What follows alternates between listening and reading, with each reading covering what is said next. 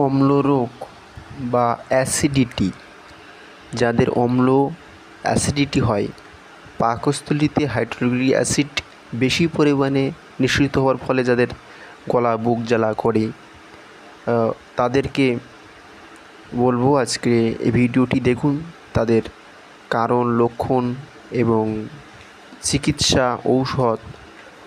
ঔষধ ছাড়া কীভাবে ভালো হবে সে সম্পর্কেও আমরা খাদ্য তালিকা আমরা এই ভিডিওতে দেব। আপনারা অবশ্যই অম্লরোগ থেকে মুক্তি পাবেন, এবং যারা ডাক্তারি শিখতে চান এবং যারা সাধারণ মানুষ নিজেরাই নিজেদের অম্লরোগ বা অ্যাসিডিটি থেকে মুক্তি পাওয়ার চিকিৎসা নিতে চান, তারা অবশ্যই ভিডিওটি দেখুন। পাকস্থলীতে অম্লরোগ হওয়ার কারণগুলি আমরা প্রথমে জানি। কারণ হলো, পাকস্থলীতে নিয়মিত বেশি পরিমাণে হাইড্রোক্লোরিক অ্যাসিড নিঃসৃত হলে তার জন্য অম্লরোগ হয়। আবার অনেক সময় কম হাইড্রোক্লোরিক নিঃসরণের জন্য এই রোগ হয়। এটিকে বলে হাইপোক্লোরিড্রিয়া রোগ। দুটি রোগই খারাপ, এবং নিয়মিত চিকিৎসা না করলে তা থেকে পরে অন্য জটিল রোগ হতে পারে। তো চলুন, এর লক্ষণগুলি কী, এই অম্লরোগ বা অ্যাসিডিটি হলে আমরা কি করে বুঝবো সেই লক্ষণগুলি জানি। চলুন। লক্ষণ হলো, গলা, বুক, পেট প্রভৃতিতে জ্বালাবোধ হবে। এটি ঢেঁকুরের সাহায্যে ওঠে। খাবার পর বা আগে গলা জ্বালা ও ঢেঁকুর ওঠা। মুখ দিয়ে ঢেঁকুর ওঠা, মুখে অম্ল অম্ল আস্বাদ দেখা যায়। শরীর দুর্বল হতে থাকে ও খারাপ হয়। কোষ্ঠকাঠিন্য বা উদরাময় হতে পারে। পিপাসা, মাথা ঘোরা প্রভৃতি হতে পারে। মাথা ধরা বা মাথা ঘোরা দেখা দিতে পারে। অনেক সময় পেটে বায়ু সঞ্চয় হতে পারে বা গ্যাস হতে পারে। অনেক সময় খাবার 2 থেকে 3 ঘন্টা পরে ব্যথা হয়। এই রোগ হলে এর বিশেষ একটা জটিলতা আছে বা উপসর্গ দেখা দিতে পারে। সেই উপসর্গগুলো কী না, 1 নম্বর হচ্ছে, অম্লরোগ থেকে অনেক সময় পেটে আলসার হতে পারে। এটি একটি বিশেষ বিষয়। আলসারটা কীভাবে হয় আপনি জানতে পারলেন। আর পাকস্থলী বা অন্ত্রে আলসার হতে পারে।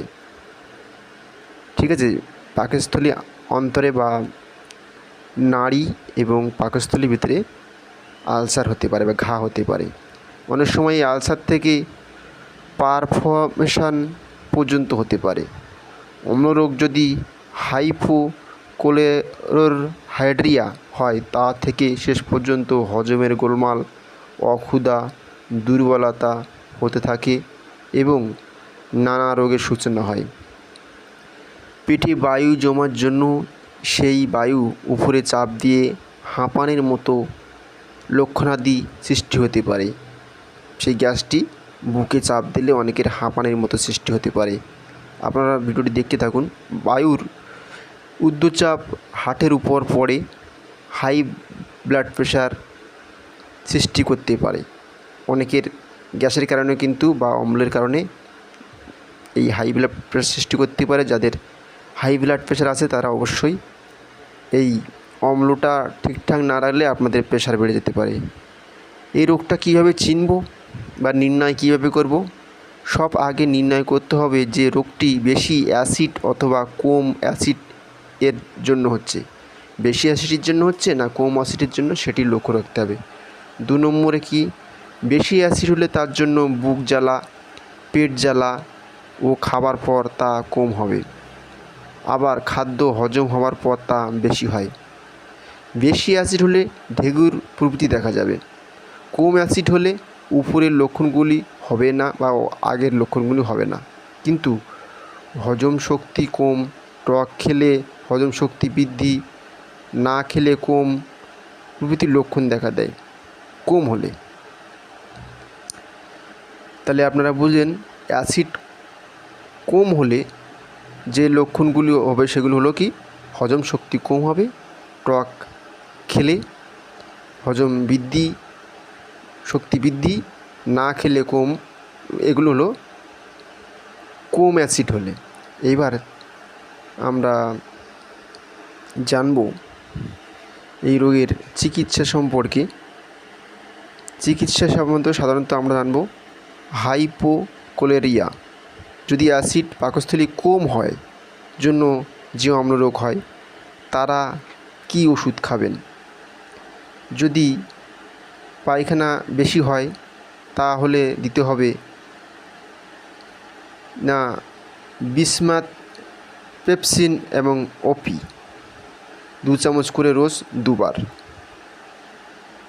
এছাড়া যদি না হয় তাহলে দিতে পারেন বা খেতে পারেন গ্লুটামিক অ্যাসিড 0.5 mg ট্যাবলেট, 1টি করে বা 2টি করে ট্যাবলেট প্রতিবারে খাবার সঙ্গে জল দিয়ে খেতে হবে।